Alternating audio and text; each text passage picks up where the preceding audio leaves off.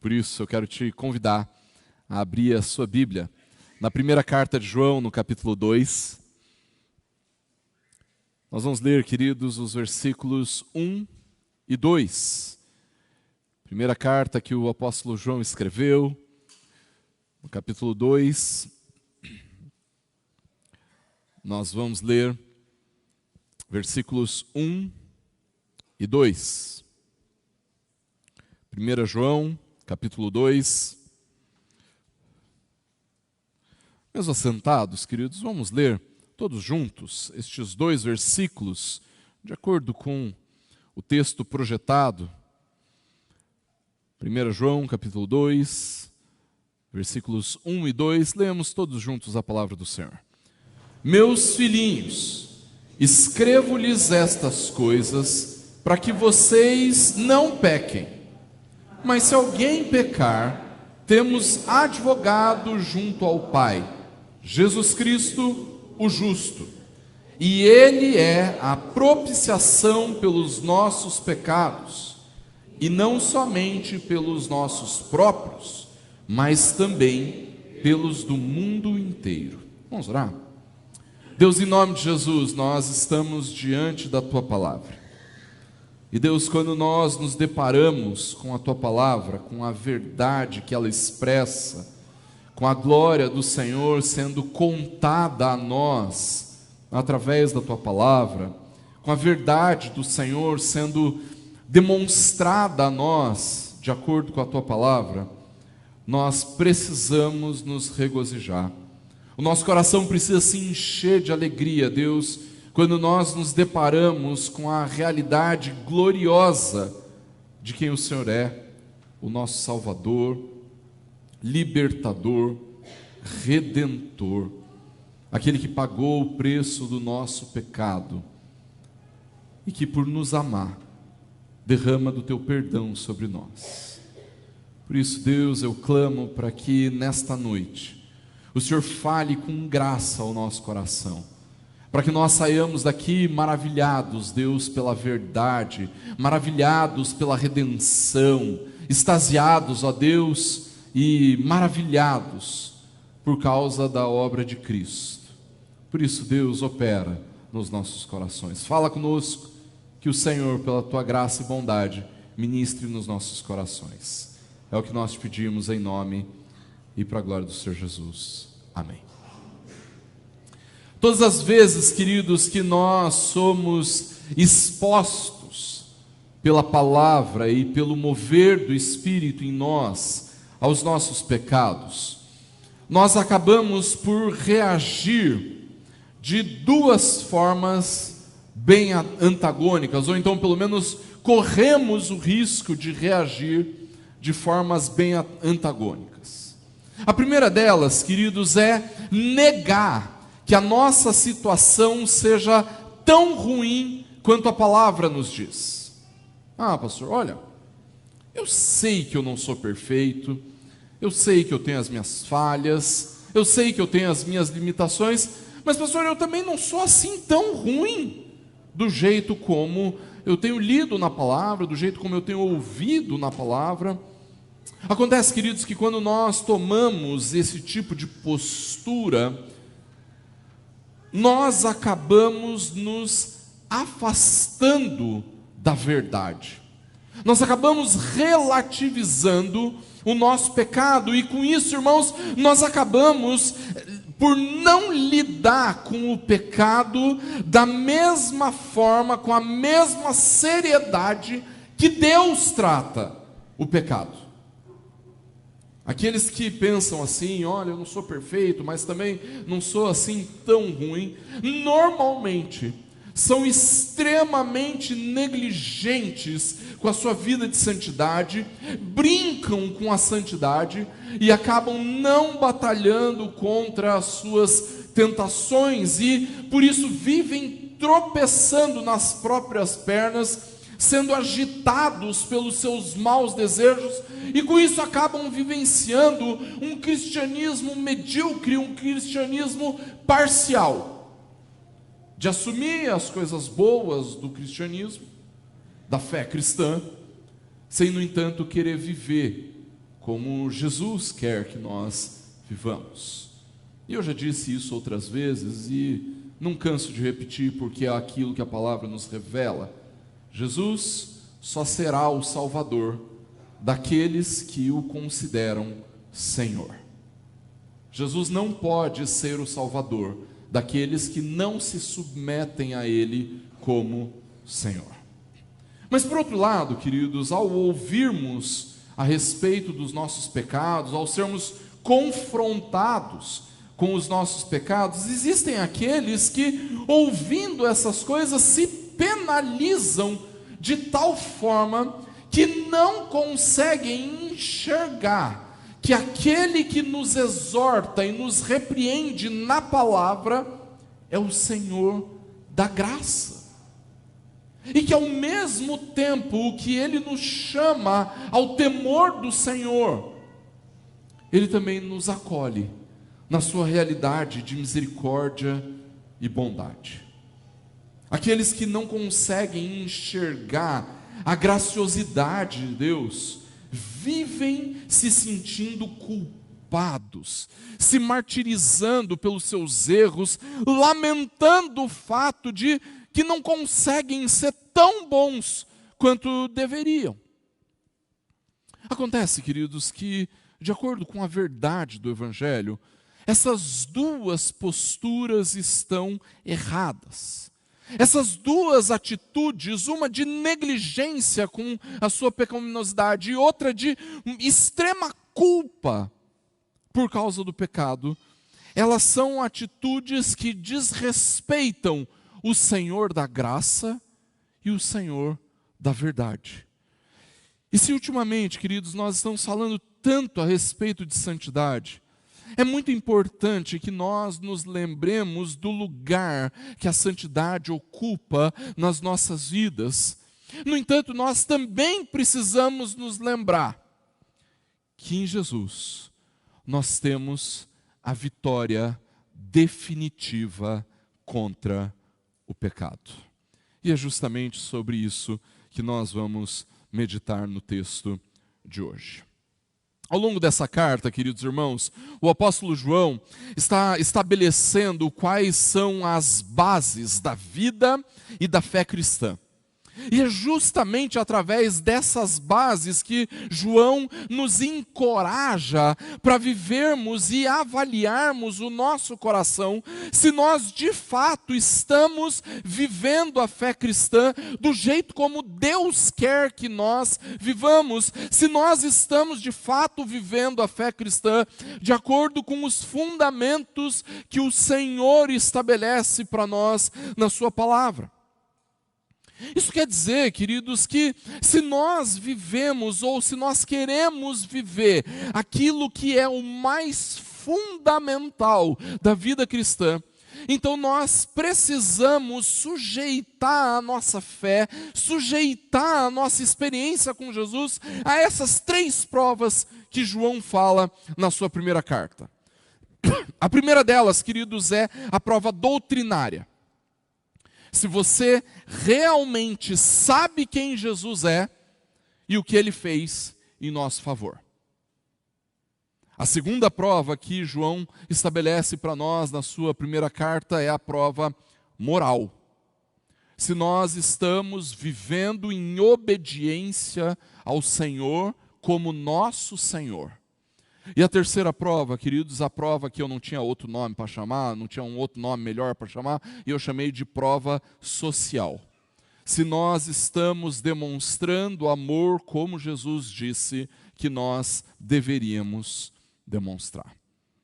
Essas três provas, queridos, são o fundamento da vida da fé cristã. É lógico, irmãos, que na nossa vida essas coisas não acontecem assim tão departamentalizadas, tão divididinhas. No entanto, essa organização da compreensão daquilo que é a vida cristã, que João faz para nós nesse texto, é muito importante para nós vivermos como cristãos verdadeiros, como verdadeiros discípulos de Jesus. Mas então, queridos, quando nós nos deparamos com a verdade de Deus, com a palavra de Deus, ao lermos a palavra, ao vivermos a vida da igreja, ao ouvirmos a pregação da palavra, então nós podemos ficar pensando e elucubrando a respeito do nosso próprio coração. E alguns podem chegar a pensar: puxa, pastor, eu estou vivendo uma vida completamente inversa daquilo que o Senhor revela e ordena na sua palavra. Eu tenho pecado no meu casamento, eu tenho pecado no meu trabalho, eu estou vivendo uma vida completamente imoral, a mentira tomou conta da minha mente e do meu coração, eu estou vivendo em tamanha contradição com aquilo tudo que o Senhor quer de mim como cristão. Mas também pode acontecer de você ouvir a respeito do pecado, ler a respeito da vida que nós deveríamos estar vivendo e dizer assim: bom, olha, pastor, eu tenho convicção de que eu tenho andado com Jesus na minha vida. Eu vivo uma vida reta, onde eu estou, eu tento manifestar a santidade do povo de Deus, mas existe um pecado que assola o meu coração todos os dias. O que eu faço com isso? Por que eu não consigo lutar contra esse pecado? Por que mesmo amando o Senhor, eu continuo pecando e sofrendo com esse pecado específico? Se você percebeu que tem caminhado longe do Senhor, ou se você se viu caminhando com o Senhor, mas ainda assim percebe os seus pecados, as suas falhas, então através da palavra, queridos, nós só podemos encontrar uma resposta para qualquer uma dessas possibilidades. E a resposta, queridos, é uma só: Jesus. Se você tem levado uma vida imoral de pecado, completamente tomado pela sua perversidade, maldade, então Jesus é a resposta que você precisa. Mas se você está peregrinando com o Senhor, andando com Jesus, mas mesmo assim tem tido dificuldades para batalhar contra os seus pecados, Jesus é a resposta que você precisa.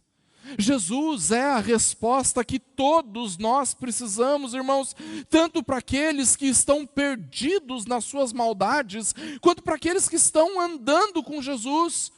E veja, pela manhã, o seminarista Carlos disse para nós algo muito precioso. Ele disse assim: Jesus não é apenas tudo o que nós precisamos. Jesus é tudo o que nós temos. Hoje mesmo, durante o culto, o perfeito louvor disse: glorificado és Jesus, tudo és para mim. Com isso, queridos, eu não estou falando e te incentivando, porque eu quero que você saia daqui essa noite assim com um coração acomodado, que não precisa lutar contra os pecados. Eu não quero que você saia daqui hoje simplesmente conformado com a sua situação, pensando: então se eu tenho Jesus, então está tudo bem. Olha, em certo sentido é isso mesmo. Se você tem Jesus, então está tudo bem mesmo. No entanto, querido, se nós temos Jesus, e porque nós temos Jesus, nós somos chamados a vivermos como Jesus. Por causa de Jesus e daquilo que Ele fez em nosso favor, a minha oração é que você saia daqui nessa noite provando de vitória definitiva contra o pecado. E se você tem lutado contra pecados específicos, eu clamo para que, ao ouvir sobre quem é Jesus e sobre o que Ele fez por você, você seja fortalecido pela vitória definitiva contra o pecado que nós temos em Cristo. No entanto, queridos, quando a gente fala e pensa a respeito de vitória, muitas pessoas têm a tendência de pensar que nós estamos falando de uma realidade que, depois de muito treino, depois de muita prática, depois de muito esforço, então nós conquistamos a vitória. Acontece, queridos, que a vitória definitiva contra o pecado não nos fala a respeito disso. A vitória definitiva contra o pecado não tem absolutamente nada a ver com a nossa prática. não tem nada a ver com uma conquista que é resultado do nosso esforço. Em outras palavras, irmãos, essa vitória não tem absolutamente nada a ver com quem você é, mas tem a ver com quem Jesus é. Essa vitória, queridos, não tem nada a ver com aquilo que você deixou de fazer, ou então a ver com aquilo que você faz, mas tem a ver com o que Jesus fez.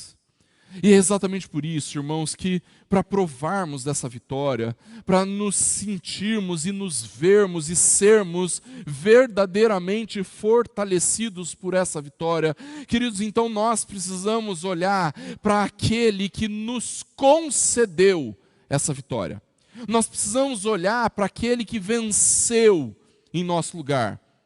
Nós precisamos olhar para Jesus. É justamente o que o apóstolo João convida os seus filhinhos a fazer, queridos, olhar para Jesus, mas não sem que antes os seus filhinhos, as suas ovelhas, recebam uma palavra muito específica de João a respeito do pecado. No começo do primeiro versículo que nós lemos, ele diz assim: meus filhinhos, eu escrevo essas coisas para que vocês não pequem. João escreveu a sessão anterior, o capítulo 1, do versículo 5 ao versículo 10, irmãos, para demonstrar a pecaminosidade que todos os seres humanos, todos os homens são pecadores e todos estão sujeitos ao pecado. Se alguém diz que não comete pecados, então esse alguém está mentindo. No entanto, ele também estabelece uma nova realidade. Para aqueles que estão na luz, preste bem atenção, para aqueles que estão na luz, é possível não pecar. Para aqueles que andam nas trevas, a sua vida é pecado atrás de pecado, eles não conseguem não pecar. Até quando eles aparentemente fazem aquilo que é bom, eles estão pecando contra Deus. Mas aqueles que estão na luz podem não pecar, ainda que isso jamais nos leve a afirmar que nós não pecamos, que nós estamos imunes ao efeito do pecado. Ainda assim, queridos, nós podemos lutar contra os nossos pecados. O que João está dizendo para nós aqui, irmãos, não é como se a gente conseguisse contabilizar o tempo que a gente fica sem pecar, o tempo que a gente passa sem pecar, como se fosse Alcoólicos Anônimos, sabe como? Meu nome é Tiago e eu já estou há 3 dias sem pecar. Isso é impossível, irmãos. Não é nesse sentido que João está nos falando. O que o apóstolo João está nos dizendo, irmãos, é que diante das tentações, diante das oportunidades que nos conduzem ao pecado, nós temos como não pecar, sendo movidos pelo Espírito Santo de Deus.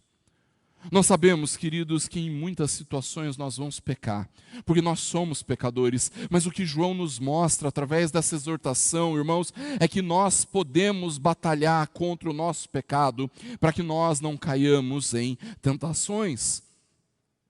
Ainda que a gente saiba que o pecado faz parte da nossa vida e que invariavelmente nós iremos pecar, ainda assim, isso não quer dizer que nós podemos nos acostumar com os nossos pecados como se fosse algo normal. Ah, puxa, que pena, pequei mais uma vez. Não. O que o apóstolo João está nos dizendo, irmãos, é que diante das tentações da vida, nós podemos não pecar. Acontece, queridos, que, infelizmente, a próxima frase do texto bíblico nos mostra quem nós somos. Nos expõe diante da nossa realidade. Se você tem acompanhado as últimas pregações da nossa igreja, queridos, você deve ter olhado para dentro de si e percebido essa realidade. A realidade de que, invariavelmente, nós pecamos. E é exatamente por isso que o apóstolo João fala assim: olha, eu escrevo para que vocês não pequem. Mas na continuação do versículo 1, mas se alguém pecar, Irmão, ser cristão é verdadeiramente maravilhoso. Me diga qual é a religião que fala tão claramente de um Deus gracioso e misericordioso como é o nosso Deus. Alguém mais moralista, que confia na sua própria justiça, poderia dizer: onde é que já se viu? Uma religião que no seu livro sagrado abre a possibilidade do pecado. Uma religião moralista escreveria esse texto que João nos escreveu diferente. Ele dizia assim: ó, eu escrevo essas coisas para que vocês não pequem. Mas se alguém pecar, vai ser comido de bicho. Vai direto para o inferno. Mas não é isso que João fala, irmãos. Ao contrário do que alguns poderiam pensar nesse texto, João não está dando para nós a possibilidade de pecar, dizendo: olha, peca à vontade, fica tranquilo. Não, o apóstolo João está demonstrando que ainda que nós estejamos andando com Jesus, ainda assim, o pecado pode acontecer nas nossas vidas. E eu nem preciso abrir a oportunidade para você testemunhar aqui. O que ele está dizendo, queridos, é que o pecado, ainda que ele seja odioso aos olhos de Deus, ainda que ele demonstre a nossa impureza diante de Deus, ainda que a gente lute intensamente contra a nossa carnalidade, contra o nosso pecado, ainda assim o pecado é um acidente na vida do crente. Na vida daqueles que andam com Cristo, ainda vai acontecer de pecarmos, como num acidente. É justamente, queridos, por isso que João não nos diz: olha, se alguém pecar, vai para o inferno. Não. Ele diz assim: olha, mesmo andando com Jesus, mesmo caminhando em comunhão com Deus, se acontecer de você pecar, você tem uma vitória definitiva contra o pecado. Uma vitória que não depende de você, depende de Jesus.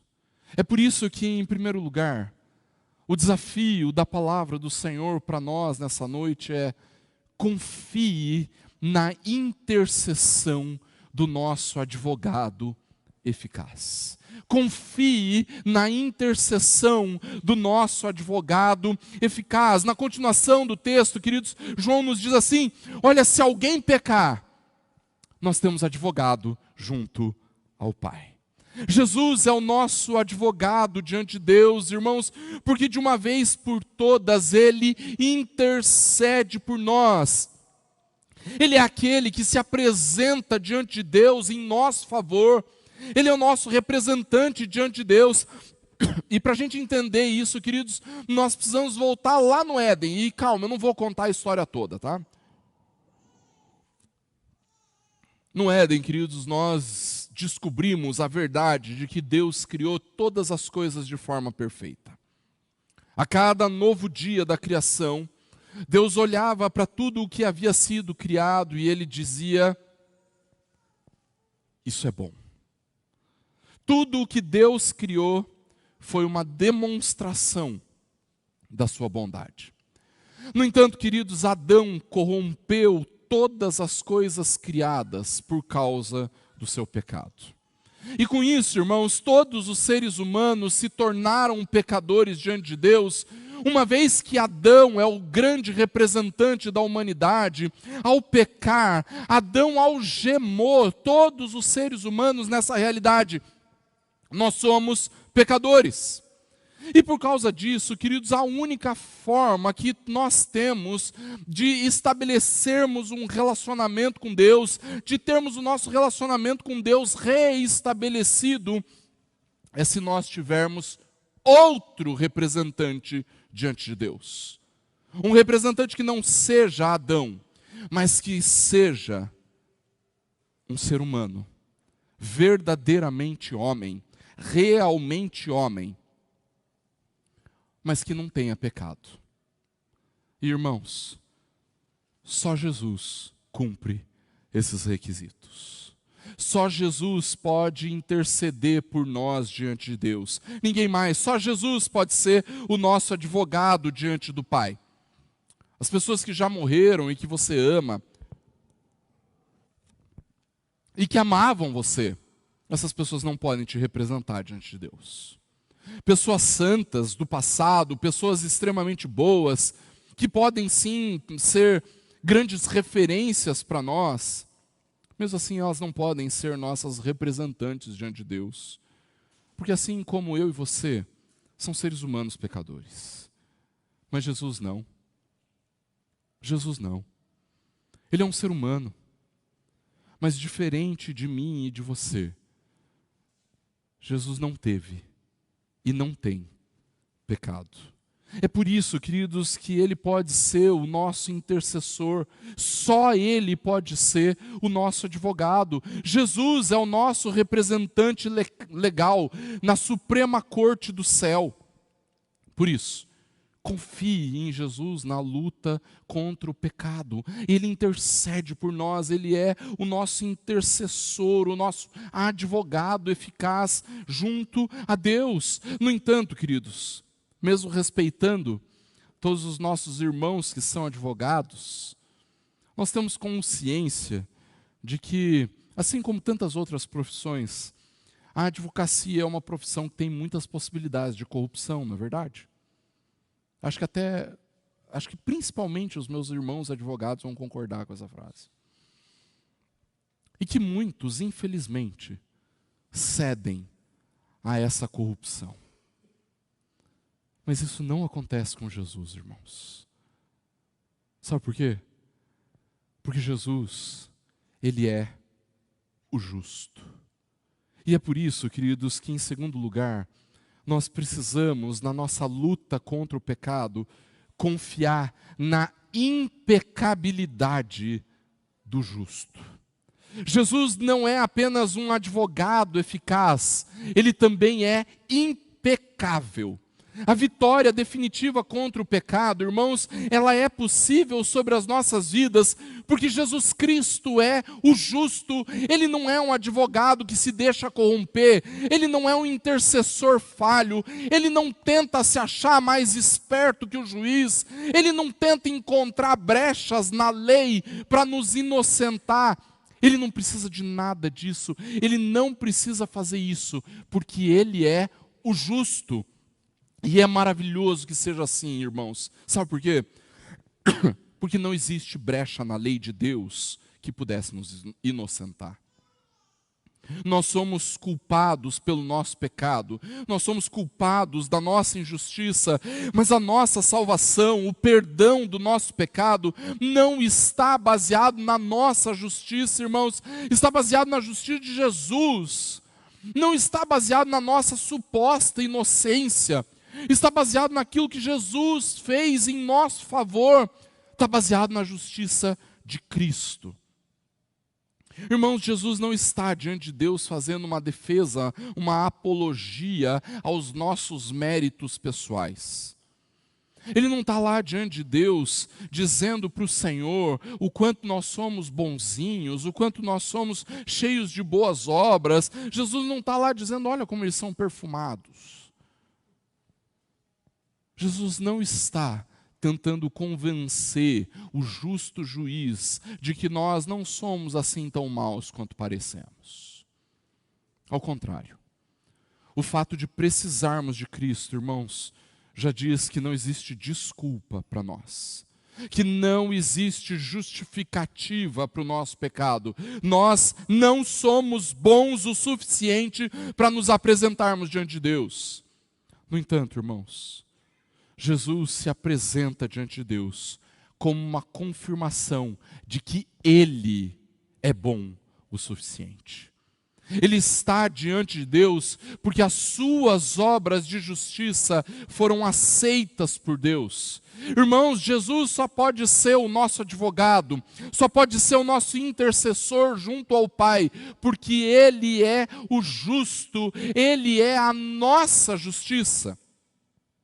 Numa corte terrena, irmãos, é possível que um advogado vença uma grande causa sendo completamente injusto. É perfeitamente possível de alguém sair vitorioso no tribunal mediante a interpretação da lei e ser completamente injusto nisso. E os últimos acontecimentos que envolvem o Supremo Tribunal Federal do nosso país, vão me boicotar na internet, demonstram que até mesmo aqueles que deveriam ser o esteio da lei e da justiça se mostram injustos diante de toda a sociedade. Mas isso seria impossível diante de Deus. Se existe um traço sequer de injustiça, se existisse um traço sequer de injustiça em Jesus, ele não poderia ser o nosso intercessor, ele não poderia ser o nosso advogado diante de Deus. É só porque Jesus é o justo que ele pode ser o nosso intercessor. É só porque Jesus é o nosso justo Salvador que nós podemos ser purificados de toda injustiça, como o apóstolo João falou no versículo 9 do capítulo 1. Por isso, confie em Jesus na luta contra o pecado. Ele é o justo. Mas, queridos, Jesus só pode ser o nosso advogado eficaz. Ele só pode ser a nossa justiça diante de Deus, porque Ele é a propiciação dos nossos pecados. Por isso, em último lugar, confie naquele que satisfez a justiça de Deus. Ele é a propiciação dos nossos pecados. Sempre que eu vejo essa palavra propiciação, queridos, eu lembro de duas coisas. Uma delas é aquela passagem de Lucas capítulo 18, onde Jesus conta para nós a realidade ou aquela parábola do contraste entre o fariseu e o publicano. Lembram dessa parábola? Enquanto o fariseu se vangloriava diante de Deus, o publicano batia no peito, dizendo: Deus, seja propício a mim, que sou pecador. A outra coisa que eu lembro, queridos, é a respeito da propiciação da lei no Antigo Testamento. Quando nós falamos a respeito da propiciação, irmãos, nós estamos falando de uma coisa, de algum ato, de algum feito que tornou Deus propício a nós. Alguma coisa aconteceu que fez com que Deus ficasse favorável a nós. E se a gente for pensar nas religiões pagãs, que a gente vai ver nas literaturas e no cinema, lembram de Indiana Jones, né? Os mais antigos vão lembrar. Nós vamos lembrar da mocinha que vai ser sacrificada para aplacar, para acalmar a ira de um falso Deus furioso que está pronto para destruir tudo que existe e que então o herói do filme vai aparecer na última hora para salvar a donzela em perigo. E ainda que a gente não deva pensar no nosso Deus, irmãos, dessa forma, nós precisamos saber que o nosso pecado traz sim a ira de Deus sobre nós. Não por um mero capricho de Deus, não porque Deus é um Deus mimado que precisa ser agradado, mas porque Ele é santo, porque Ele é justo, e o nosso pecado ofende a sua santidade e a sua justiça. Em outras palavras, queridos, Deus tem toda a razão em demonstrar a sua santa ira por causa do nosso pecado. No entanto, João diz assim, e Ele, Jesus, é a propiciação pelos nossos pecados. Queridos, Jesus não é o advogado que apresenta uma liminar diante de Deus. Ele não tenta convencer Deus que nós somos bonzinhos ou que o nosso pecado nem foi tão grave assim. Jesus não é um advogado que tenta relativizar o nosso pecado. Ele também não está lá apontando as nossas boas obras. Olha lá, agora ele acertou, olha lá que legal. Não. Em nenhum momento Jesus tenta esconder aquilo que nós fizemos contra Deus. Ele faz algo muito melhor que isso. Ao morrer na cruz do Calvário, irmãos, Jesus recebeu nele mesmo a santa ira e o justo castigo de Deus contra o pecado, em si mesmo. Ira e castigo que eu e você merecíamos. O sacrifício de Jesus na cruz, irmãos, satisfez completamente as exigências da santidade de Deus para o castigo do pecado. Jesus é o nosso justo advogado, o intercessor impecável, porque Ele é a nossa propiciação. Em outras palavras, irmãos, a única forma de termos acesso a Deus, o único caminho que torna o Pai favorável a nós, é Jesus. Por isso, confie em Jesus na sua luta contra o pecado, porque Ele deu a sua vida em nosso favor. Ele é a propiciação dos nossos pecados. Concluindo, queridos, ainda que nós saibamos o quanto o nosso pecado é odioso, irmãos, nós também entendemos que o perfeccionismo moralista não é bíblico.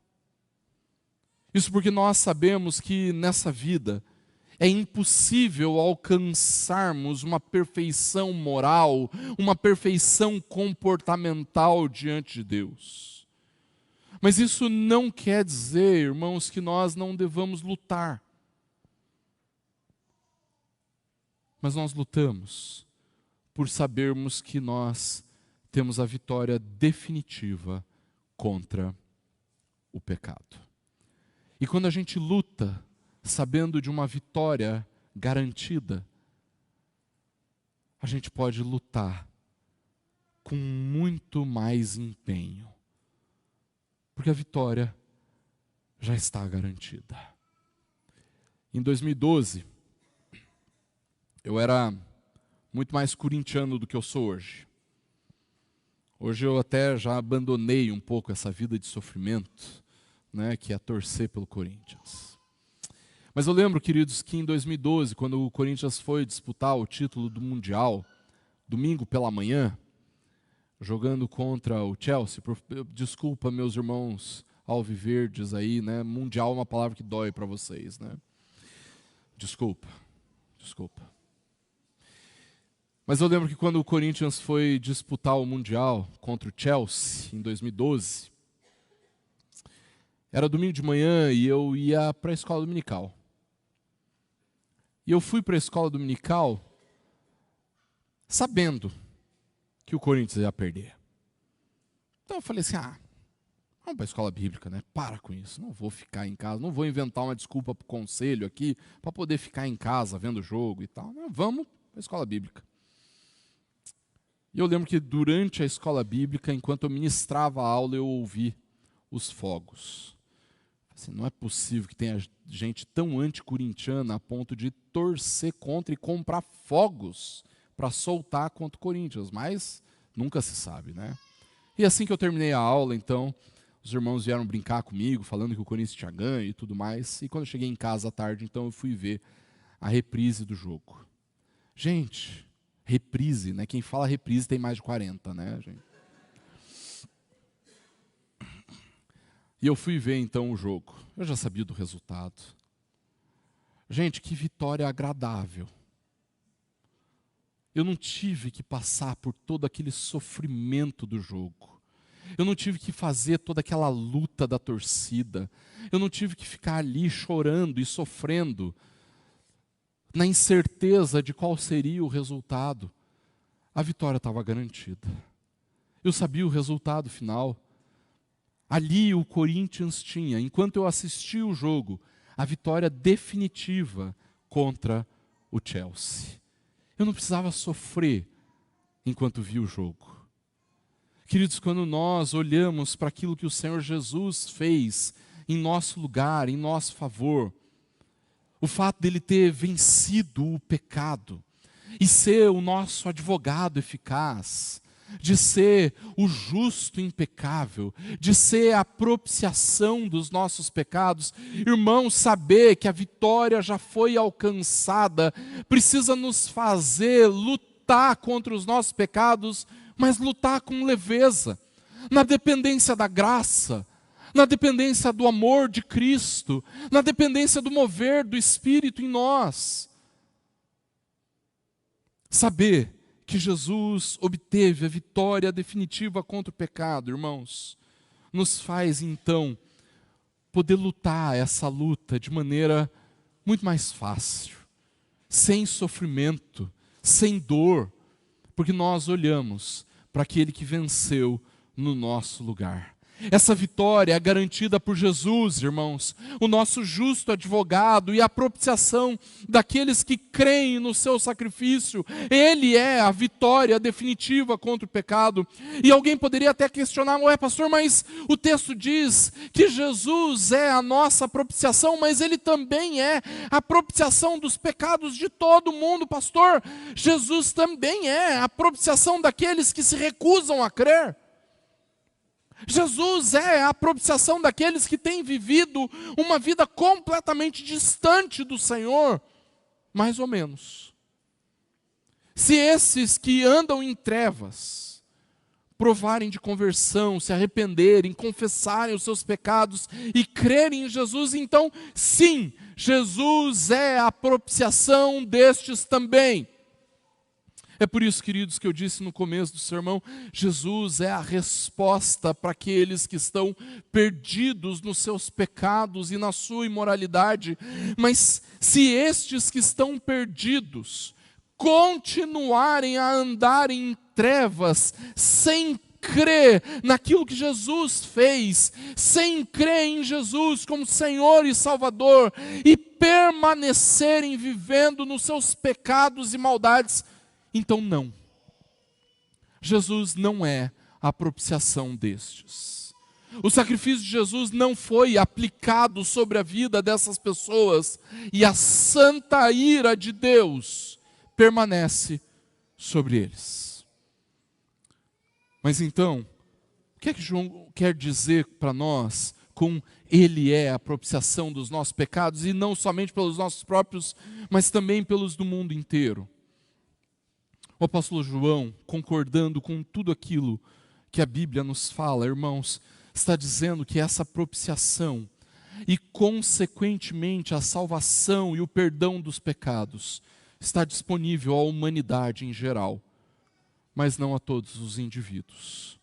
Em outras palavras, queridos, não significa que todo mundo teve o seu pecado perdoado, então será salvo, mas significa que todo tipo de gente do mundo inteiro, teve o seu pecado perdoado e prova de salvação em Cristo. Às vezes, queridos, nós temos a tendência de olhar para o sacrifício de Jesus de forma equivocada, ainda mais nos tempos em que nós estamos vivendo. Entenda, Jesus não foi um mártir, defendendo ideologias políticas. Jesus não morreu para me fazer mais feliz. Jesus não morreu para que eu pudesse ter bens e riquezas. Jesus não entregou a sua vida para que nós pudéssemos desfrutar de saúde emocional ou para que nós tivéssemos relacionamentos saudáveis. Eu sei, irmãos, algumas dessas coisas realmente vão acontecer nas nossas vidas, mas definitivamente não foi por isso que Jesus deu a sua vida. Jesus morreu por sua causa. Jesus morreu por minha causa. Jesus morreu porque nós somos pecadores, sujos e imperfeitos.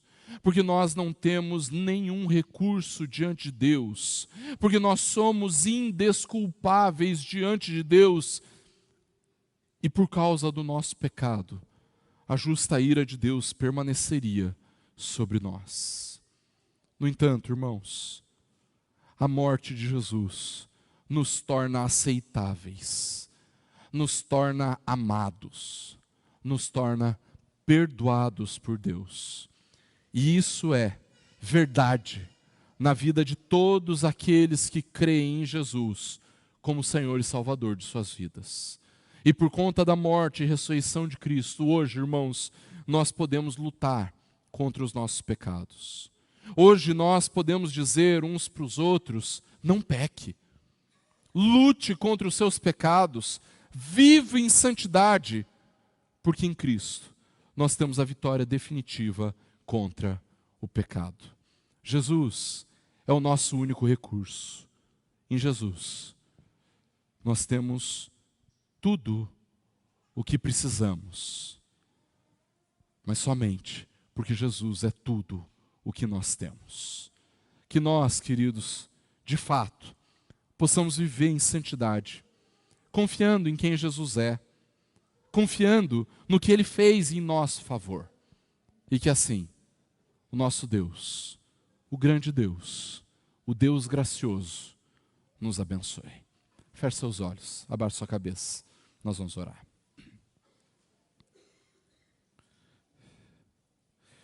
Deus, em nome de Jesus, Pai, nós nos humilhamos diante do Senhor, não apenas porque nós reconhecemos a Tua grandeza, a Tua majestade, a Tua imensidão, a eternidade do Senhor.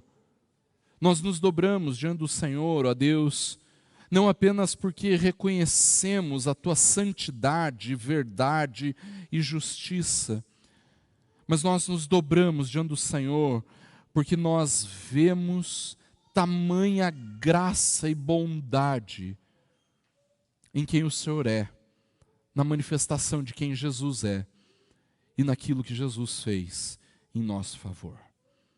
Por isso, Deus, nós clamamos para que o Senhor fale ao nosso coração, ministre nas nossas vidas, ó Deus, trazendo para o Senhor aqueles que têm mantido um coração rebelde contra o Senhor, aqueles que têm vivido na imoralidade e que se recusam a romper com os seus maus desejos para viver de acordo com a Tua vontade. Mas, Deus, nós também clamamos para aqueles que se rendem ao Senhor, mas que por algum motivo permanecem lutando contra pecados específicos. Ó Deus, concede da Tua graça, nos faz provar de libertação, uma vez que o Senhor já nos fez provar de vitória, nos faz provar de libertação contra as amarras do pecado. Opera em nós, Deus, para que nós possamos viver em santidade, nos lembrando sempre que Jesus obteve a vitória definitiva contra o pecado. Aplique em nós esta verdade, ó Deus, que nós saiamos daqui confiantes, não em nós, não no que fazemos, mas em Cristo e no que Jesus fez em nosso favor. Opera em nós, Deus, é o que nós te pedimos, em nome e para a glória do Senhor Jesus. Amém.